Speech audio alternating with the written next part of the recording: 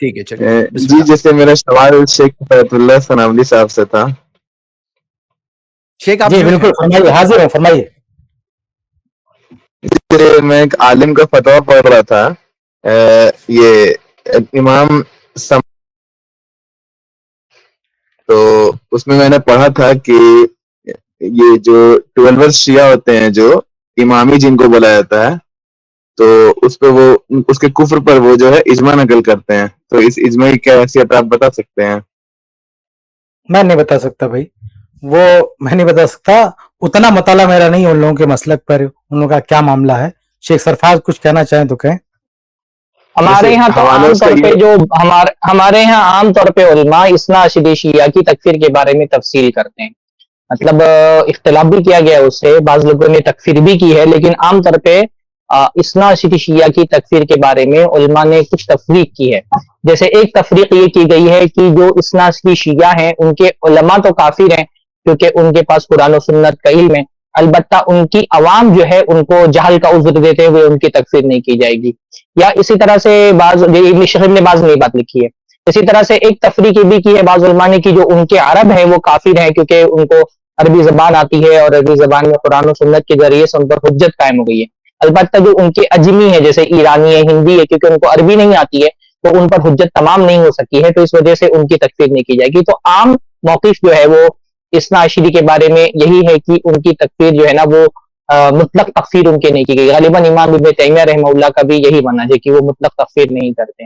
ہو سکتا ہے بعض علماء نے تکفیر کی ہو اور ان کے عقائد میں سے بہت سارے عقائد ایسے ہیں جو صریح کفر ہیں، جیسے بدع کا جو عقیدہ ہے ان کا وہ کفر ہے. اسی طرح سے جو ہے وہ قرآن میں تحریف کا عقیدہ ہے وہ کفر ہے. تو ایسے بہت سارے عقائد کی نشاندہی کی گئی جن جو کفریہ ہیں. البتہ مطلق جہاں تک کہ میرا علم ہے کہ مطلق شیعہ کی تکفیر نہیں کی گئی، یعنی مطلق اثنا عشری شیعہ کی تکفیر نہیں کی گئی ہے، اس میں کچھ تفصیل رکھی گئی ہے اور یہی میرے خیال سے زیادہ مبنی بر اعتدال موقف ہے. بارک اللہ فیک. جی آپ کچھ اور کا نام لینا یہ تو ایک الگ مسئلہ ہے، لیکن تمام علماء نے صحابہ کرام کی شان میں جو مطلقاً گستاخی کرتے ہیں اس کو گستاخی کہا جائے. مطلقاً جو گستاخی کرتے ہیں تو شاید باید کوئی عالم اس بات سے اختلاف رکھتا ہو کہ صحابہ کرام رضوان اللہ تعالی علیہم اجمعین کی گستاخی کرنے والا کافر نہیں. تو یہ بات پیش نظر رہنی چاہیے. یعنی اس طرح نام لے کر کے کہ فلاں طبقہ ایک الگ بات ہے، لیکن ایک اصول صحابہ کرام رضوان اللہ تعالی علیہم اجمعین کی شان میں جو لوگ گستاخی کرتے ہیں، کیونکہ وہ گستاخی کئی چیزوں کو مستلزم ہے.